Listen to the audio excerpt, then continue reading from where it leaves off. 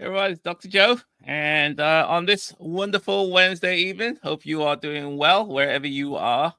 And I'm back in the US.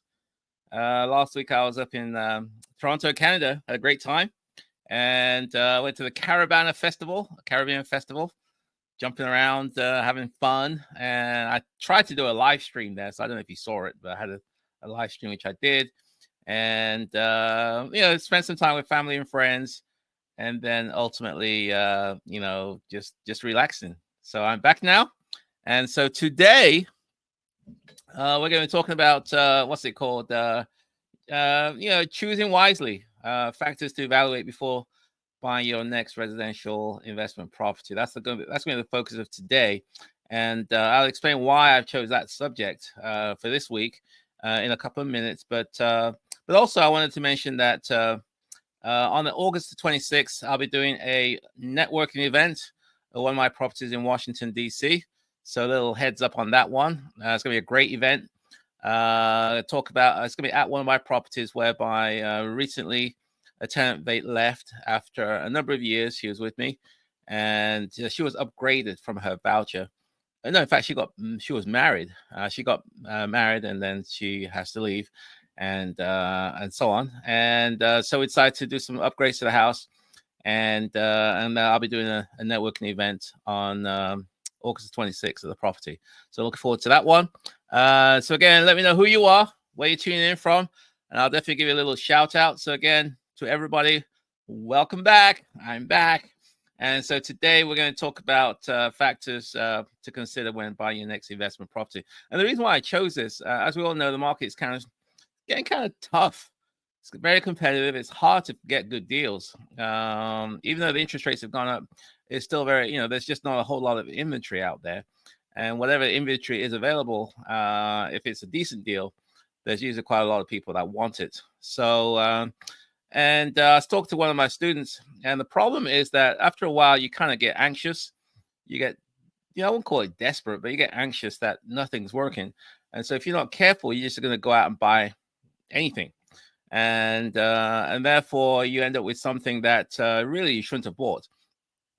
But it's okay to a certain extent when you are doing buy and hold, because as I always say, you can let time do the heavy lifting. Let time do the heavy lifting. So you can buy something, maybe pay a little bit more today, but 5-10 years from now, you won't even remember the fact that you paid $5,000 or $6,000 or $10,000 or $20,000 more. Because the house may have gone up 50, 60, 100, 100, $200,000. So it really doesn't matter so much if you do buy and hold, but it does matter a lot if you're doing the short-term strategy. So investing wisely or choosing wisely is really, really, I think, an interesting topic to discuss. I'll just say one thing, though. I did get a call today from a real estate agent, kind of cold calling me. Wanted to know if I was buying houses. I said I was. And we had a great discussion. And it came across to me that this person, a real estate agent, they wanted to get into buying properties as opposed to just selling properties. And he kept asking me questions about, what was the best deal that you've ever bought? What neighborhoods do you recommend I buy in, or we buy in, or whatever? And I just said to him, at the end of the day, and he's asking also, what's the cash on cash return that you're looking for? All those metrics, which the gurus tend to push. However, I have obviously a different view on that. I said to him, it really doesn't matter at the end of the day what the spreadsheet says you're going to make on a property. It really doesn't matter, because you can do all the calculations analysis, and according to the spreadsheet, you're going to make a 10%, 12%, 50% cash on cash return, or whatever it is that they say. And I said to him, that sounds good in theory, but in reality, if you get a crappy tenant who doesn't pay you and trashes the house and just drama every other week, and you got that constant turnover, then those returns that you think you're going to get, you're not going to get. In fact, you probably end up with no money. And you may even just get so frustrated that you decide to sell the property.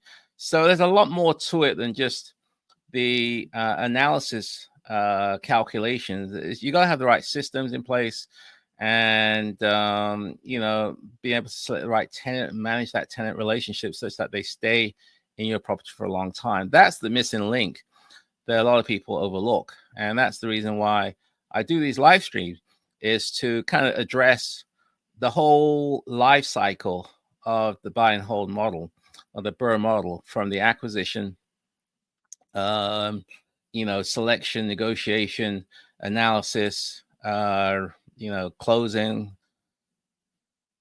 finding a tenant, not tenant, renovating the house, finding a tenant, all that stuff.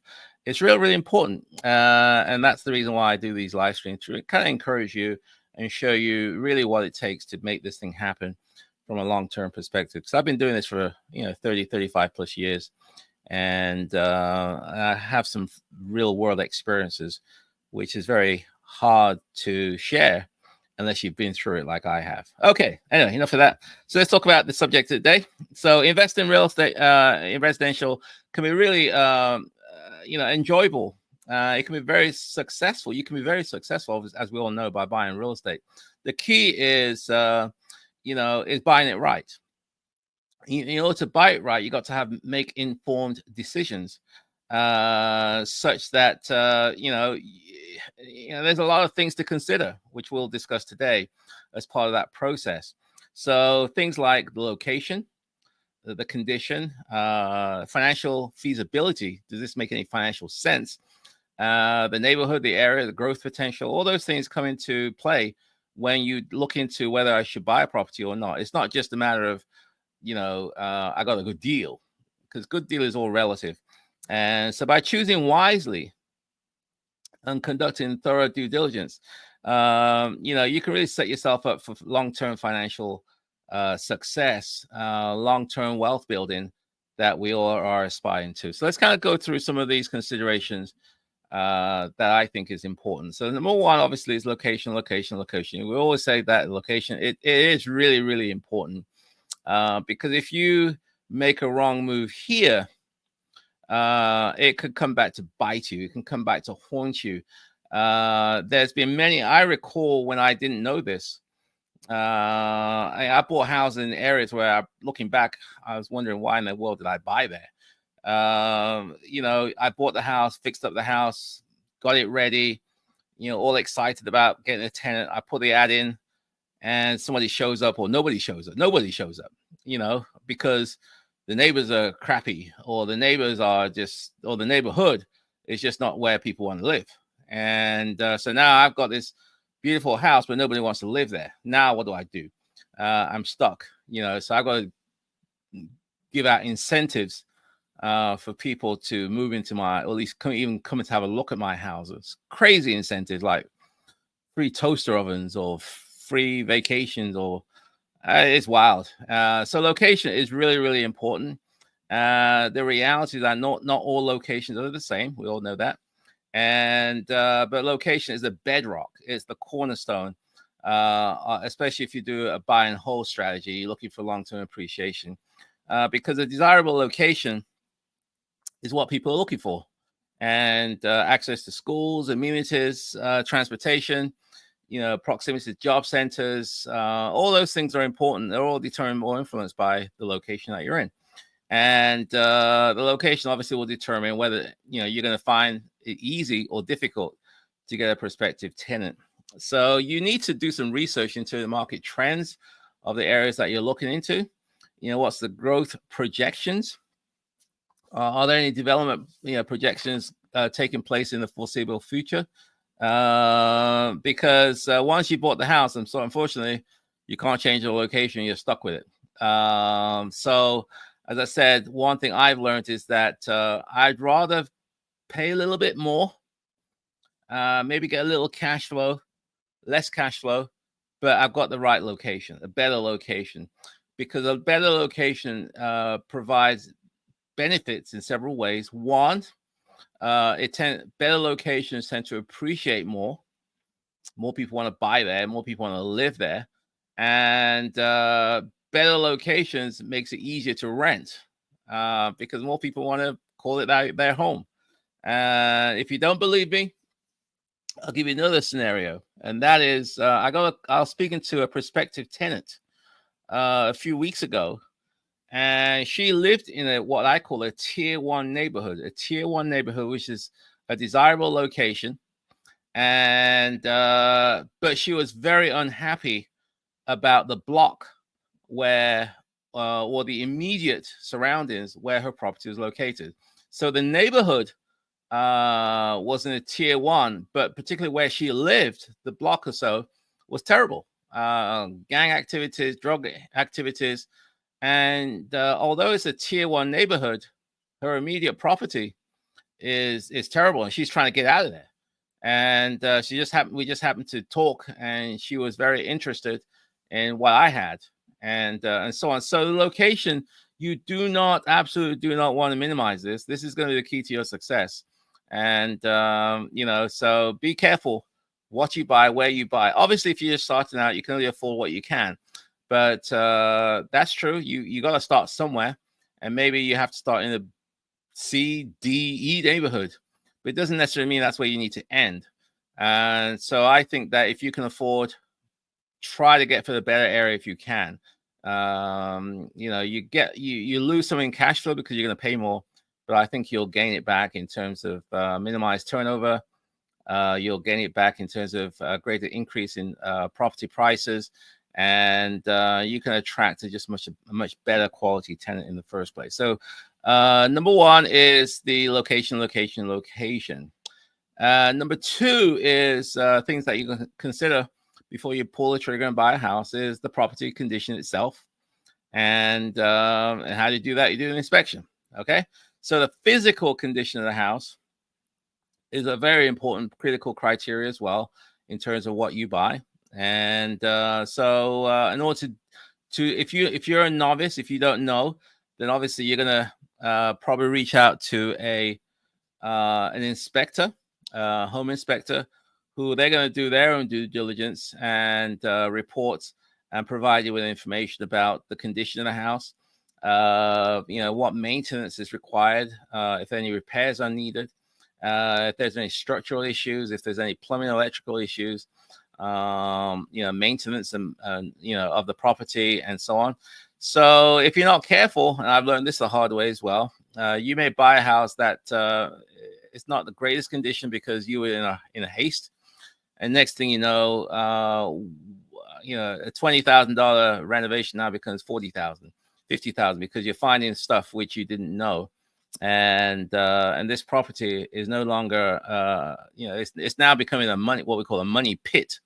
It's just burning your money, and so on. So by investing in a thorough inspection, you can sort of negotiate repairs to the price of the property before you actually purchase the property. So property condition and inspection is a consideration. Next one you want to consider is rental demand and income potential. What is the demand? Is there a demand if you're going to hold it for people to want to rent there? Is it a rental community? Is it a homeowner community? Do people want to live there? Due to proximity to amenities such as school, shopping, recreation, transportation, all those things. So that's something you may want to consider is there a demand? Do people want to live there? To find that out, you can speak to property management companies, you can speak to real estate agent, you can do your own due diligence to find out, go on Zillow and see how many properties are out there for rent and things like that. Investigate the local rental rates, occupancy levels, and gauge whether there is a demand or there's no demand. Because obviously properties with strong rental demand and especially limited vacancy are likely to offer you consistent cash flow and consistent demand. That was a crux of my business model. I wanted to have properties that's in high demand but low supply. You follow me? High demand. So that's why I like 4, 5, and 6 bedroom houses, because there's enough voucher holders, at least in Washington, D.C., with 4, 5, and 6 bedroom vouchers, but there's low supply of those houses. And therefore, people with 4, 5, and 6 bedroom vouchers were having a hard time finding decent houses in decent parts of town. And that's the reason why I decided to focus on that niche and so on. Okay. Number 3 is rental demand investigate those occupancy level, and so on. Number 4 is potential for appreciation. You know me, I think the real money in real estate at the end of the day is the appreciation. It's nice to get $100, $200, $300, $400 a month cash flow. But to me, the real money is buying something for $100,000 that 5-10 years from now is worth $150,000 to $200,000, and and holding on to that asset, and therefore realizing a lot of the benefits associated with that, whether it be tax benefits, cash flow, ability to leverage, the appreciation, equity build, all those things are benefits, from owning that asset. But the appreciation, in my opinion, is where the real money, lies. And not all areas appreciate the same; they just don't. And and so on. So don't underestimate the importance of appreciation. Now, what causes the property appreciation? Supply and demand, obviously. Local job growth, because at the end of the day, real estate prices tend to be very closely linked to the strength of the local economy. Infrastructure development, what's going on local wise, community enhancements, that's taking place in the area. All those things contribute to the long-term appreciation potential for your property. Number 5 is financial feasibility. Does this make an ROI? Does this make sense to buy this house? Crunch the numbers, do the analysis. There's a bunch of different calculators out there, and the BiggerPockets has one. DealCheck.io has one, a pretty nice one. There's quite a few of them. You can run the numbers, plug it in terms of the expenses like mortgages, property taxes, insurance, maintenance, management, and so on, versus the income coming in. Does it make sense? If it does, we're good. Does it cash flow? Yes or no? If so, how much cash flow can you get? Is it break even? Are you okay with break even? All those things are important. And so you can calculate your expected returns, but also don't forget there are other considerations like tax benefits, appreciation, leverage, and all those things. And also whether you want to start developing or building a portfolio. Depending on where you are, you could be in the growth stage where you're building your portfolio, or you could be towards the end whereby you're just stabilizing your portfolio. But all those things, you got to run through the calculator and make sure it makes sense financially. Okay, so let's just do a quick summary. But before get your questions ready, I'm going to go to the live Q&A session in about 5 or 10 minutes. So get your questions loaded up, because many times people have questions, we just run out of time. So please put your question if you got towards me or for me now, and I'll try to answer them very, very shortly. So let's just kind of go through quickly where we are. We talked about the factors are, the idea is choose wisely before buying your next residential property. And what are the considerations? We talked about location. We talked about property condition and inspection. We also talked about, is there a demand, rental demand, and what's the income potential? We also talked about the potential for appreciation. And then we also talked about the financial feasibility. Does this make sense financial wise and numbers wise? So again, put your questions in the chat box, and I will try to get to them very, very shortly. Number 6 is the market research and trends. What's going on? Your own due diligence, your own marketing. You need to be aware of the broader real estate market in your community, your city, your neighborhood, the state, the US. What are the unique economic trends that's taking place? So really, what I'm saying is that you need to be current with the market conditions, supply and demand dynamics, also factors that affect property that we talked about earlier on, on the micro and also on the macro level, because this knowledge, it really does make a difference in terms of what you buy and where you buy and why you buy. I'm in the Washington, D.C. market. The market here is pretty strong. It's an appreciating market, so prices tend to appreciate over time. Yes, we go through cycles, but overall, the trend is always up, especially if you look through a 5 to 7 to 10 year spread. And so I'm okay with that. I'm at peace with that. And as a result of that, I want to just buy and hold it. and let my money work for myself or work for itself. And it's just great to know, for example, so this month, the last couple of months, we've been to 3 countries. I've been to Mexico, I went to London, gone to Toronto in the past few weeks. And, that's not to brag or anything, but the important thing is that while I do all those stuff, the properties are appreciating in value. Money is coming in through rents, and there are tax benefits which I'm accruing. So all those things are working for me, and it can work for you as well if you're able to start now and start buying and holding it. Sorry. So, but that kind of delves into market research and trends. That is my area in Washington, D.C., but obviously the dynamics where you are could be completely different. So, but you need to be aware of the trends, and sometimes you just have to sell and be a little bit ahead of the curve if it need be. Number 7, we talked about the neighborhood dynamics. So kind of go more to the micro level now. Neighborhoods, what's going on in your neighborhood where this property is located? Is it safe? Is it dangerous? Or is it a neighborhood where it's attracting people? Are people moving in or people moving out? Are they attracting tenants? Or are they attracting homeowners? What's the crime rates? What's the neighborhood demographics in your area? What's the community amenities that's available there? All those things. Is it a sort of safe, well-maintained neighborhood? Do people care for their properties, or they just let it go? All those things can kind of increase tenant satisfaction, which means that you need to be aware of it in determining whether you want to buy there. As I said before, you don't want to find out all these negative things after you've purchased the house. You don't. Been there, done that. It's not pleasant. Number 8, this is about 723.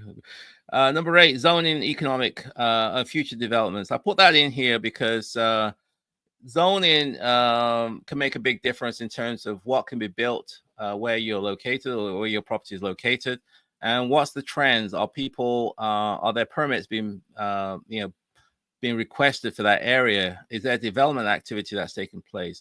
Obviously, you can check things like the local zoning regulations. You can look for potential upcoming developments that may be going on that could impact your property values.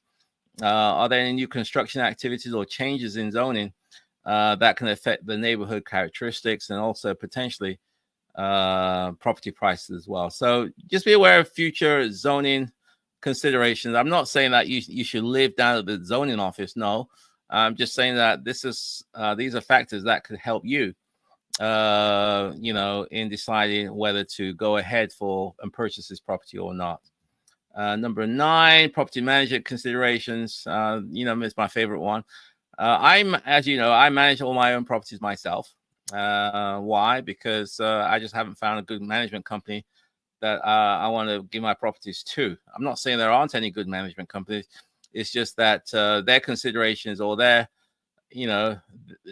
considerations may be different. Their agendas may be different than my agenda. And I just haven't had luck. And, my brother, the story, he bought a property, and for the first couple of years, 3 or 4 years, he gave it to a management company. Like clockwork, every year the people would leave. And so he have the turnover costs. He's got to paint the place again. He's got to clean it. He's got to, advertise. There's no income coming through. And they wiped out all the cash flow that he made. So he asked me to manage it for him. I did. And the same tenant's been there for about 14 or 15 years now. So I just haven't had that success. It's your property at the end of the day. And in my opinion, who should be concerned about your property? It should be you. I don't think you shouldn't expect somebody else to be concerned about your property more than their property. So I'm not saying you shouldn't do it, but I'm just saying that sometimes just giving it to a property management company is not going to solve all your problems. It's not. If anything, you probably want to manage the management company if you're going to give it to a management company. And number 10 is the exit strategy. What's your exit strategy for this house that you intend to buy? It's clear that it should be clear in your mind what the exit strategy should be. How long do you intend to hold the property for? What's the potential resale value of the property? What's the market conditions that could influence your ability to sell the property, in the appropriate time? Me, for example, I'm looking at if I have a turnover of one of my properties, I look, say, is this a time now to sell this property, or is it time to continue keeping it? Everyone's different, but you need to be aware of you should have an exit strategy, whether it's to fix and flip, buy and hold, lease option, whatever it is. But just make sure that your exit strategy is consistent with your overall goals. So with that said, my friends, conclusion. Choosing the right residential investment property, I think, is critical. And it really does. It demands careful consideration of various factors, lots of different factors, which I've talked about. I talked about 10 different factors today. These things like location potential. We talked about the property condition. We talked about rental demand. We talked about financial viability, the market trends. You need to conduct a comprehensive due diligence before it's part of that evaluation process. And as you're doing that evaluation process, there's a lot of complicated things to consider. It's not always easy, but I wanted to at least share some of the things which I think are important, because I want you to be successful. At the end of the day, there's a lot of opportunities out here, and I think you can do it. I think we can do it. And I believe that, with the right team, the right network, the right relationships, and the right systems in place, you can be successful also. So with that said and done, my friends, I want to see you at the top. And if I can be of assistance on your journey, please let me know. So put your questions in the chat box, and I'm going to get to them right now. So what's it called? Put your questions in there. Again, if you want to shoot me an email, you can reach me at joe@joeasamoah.com. joe@joeasamoah.com, and I'll be more than happy to respond. I'm not always the greatest, but shoot me an email. I'll try to respond. Obviously, I'm available on Instagram and also on Facebook as well, on social media. So again, let's go to Q&A, but you can shoot me an email if you need to reach out to me at joe@joeasamoah.com. And I do, again, I will be doing a networking event August 26th at one of my properties. It's going to be a great one. Chance to educate, learn, and also a chance to network with like-minded people. We did an event a couple of months ago, and that turned out to be very, very successful. And so I want to do it again at this next property. So hopefully I'll see you there, August 26th. I'll give you more information next week. And but if you are interested, just shoot me an email, and I'll be more than happy to get it to you when the time is, once I have all the stuff together. Okay, so let's go to the Q&A. Hello from Houston. Hi, DCC. Hope you're doing well. Hey, Dr. Joe. Hopefully Canada is great. Canada is, well, I'm in the US now. Canada was great. It was great. I had a great time. Weather's a little bit chilly, but it was in like kind of low 70s. It was so a little chilly, especially at nighttime. But we had a great time, great fun. I really loved Toronto, and hopefully I'll go back there again in the near future. Valerie McMullen, would you invest in mobile homes? I don't know too much about mobile homes, Valerie. I don't know that niche. I don't have any experience in that niche. So I don't think I'm the best person to give you a yay or nay on that one. There are people who are making money in mobile homes. So I would suggest that you reach out to some of those folks and find out what differentiates what they're doing from other people who aren't doing that great. And maybe they can give you some secrets, insider secrets that can help you. One thing I do know, though, is that the grass is always greener on the other side until you get there. And then it's the same old, same old. Making money is not easy. It takes time, it takes hard work. And a lot of people don't want to hear that. They just want the good stuff. They want the quick stuff, the glitter, the gold, but don't want to put the hard work to get there. But I'm just telling you that real estate, it just takes hard work. It takes time. It takes persistence. It takes confidence. It takes belief in yourself. And we all can do that. And my goal is to help you on your journey. Okay, where can we find the August 26th network details? We don't see anywhere. The reason why you don't see anywhere is because it's not advertised anywhere yet. So it's going to be on my website probably sometime next week. But shoot me an email at joe@joeasamoah.com, or you go to my website and just add to my my mailing list. And once all the details have been put out there, I'll share it with everybody on my that's on my mailing list. So if you don't get my regular weekly emails, then please go to my website, which is joeasamoah.com, and sign up to be on my newsletter list, and I'll make sure that you get the information once it's out there. Or you can shoot me an email. Where is the best area in Baltimore to buy properties right now, Valerie? I don't know Baltimore, Valerie. I don't know Baltimore. I don't own anything in Baltimore. All my stuff are in the DC metro area. That's Washington, D.C., Montgomery County, and Prince George's County. So I'm not really the best person to advise you about Baltimore. So you may want to go to a real estate investor association meeting in Baltimore area, where there are people there who actually invest and live in Baltimore who can probably give you some better advice than I can. So I'm sorry about that. Can you please put the names of those calculators in the chat? Thanks. Okay, Bigger Pockets has a calculator. There's the Deal Check IO. So I'm gonna Deal Check. Just do a search on real estate calculators and a Google search. You'll probably find quite a few out there. The two that I'm familiar with are the Bigger Pockets one and the DealCheck.io. DEAL check CHECK.io. And they have a pretty nice set of calculators. Some of them are free until you get to a certain number of analysis, then you have to pay. Bigger Pockets, I think, limit you to 5 before unless you're a pro member where you have unlimited access. And so check out some of these calculators out there. But calculators are calculators. It's theory.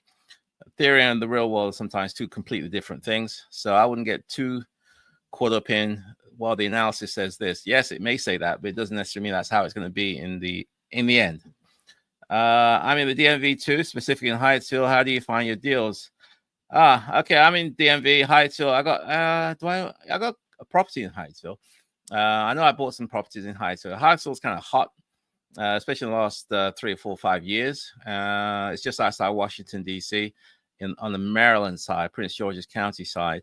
They have a subway close by, a lot of shops, recreation, transportation. It's not too far from the University of Maryland, and so on. So how do I find my deals? Networking, speaking with real estate agents, wholesalers. I mean, I'm looking for deals just as much as you are, Valerie. It's hard. It's not easy. So there's no magic sauce there. It's just grunt work and networking and so on. If the voucher program approves the tenant for $2,800 and you're only advertising for $2,400, will the voucher program use the excess $400 towards the rent utilities if the tenant doesn't pay 1 month? No. The way it works is that you can request a certain rent, in this case $2,400. But if the max is $2,800, I would request the max and let them come down. But that's what I would do anyway. I'll leave it up to you. But sometimes what they advertise and what they actually give you are two different things. Sometimes they advertise the rent including utilities, so the higher amount may be including utilities, whereas you may say, well, I'm not going to pay utilities. In that case, then you will not get the higher amount. You'll get the lower amount, which is the without utility rate. So it just depends. Each jurisdiction is different. So I would strongly recommend that you speak to Housing Choice Voucher Program caseworkers in your area to give you the latest. Okay. Are you looking for more properties to buy? Yes, I sure am. Valerie, if you got some deals, please bring them my way. Dow too. Or does that extra 400 is just no longer involved once you and your tenant sign a lease? I'm just trying to verify something a tenant told me. Tenant is telling me that the voucher will step in. You got to be careful. No, not necessarily. Just because you go lower doesn't mean that they're going to pay the utilities. No, there are two rates. Again, you need to speak to somebody, a caseworker in your area. I wouldn't rely on what the tenant's telling you. I would verify. You can trust but verify, and let them tell you how they calculate, how they determine their rents in your local jurisdiction. DCC, if you're your own property manager and you are holding over 10 properties, How do you have the time to find new deals? The reason why I have time is because I've got good systems. I have good tenants that aren't hounding me every day, tenants who aren't tenants from hell. These are good quality tenants who are just happy to be living in my homes. They're grateful to be there, and they're the tier one tenants. If you have tier one tenants, believe me, it doesn't take a lot of time. They don't need a lot of oversight. They're just good people. They're just looking for a nice house in a nice area and a good landlord to rent from. If you are that and you do your side of the deal, for the most part, they will do their side of the deal. And most of my tenants are voucher holders. And so most of their rents are guaranteed. In fact, all the rents are guaranteed by the state or the housing authority or HUD. And I'm just responsible for collecting the rest from the tenant. And they all pay on time. So most of them do anyway. Perfect answer to my question. Thank you, Datu. Okay, my friends, it is now 7:37. I'm going to wrap it up for today. And I will see you next Wednesday. Don't forget, August 26th, we're going to have a networking event. So please shoot me an email or go to joe@joeasamoah.com or go to my website next week for more information. Have a good night. Take care.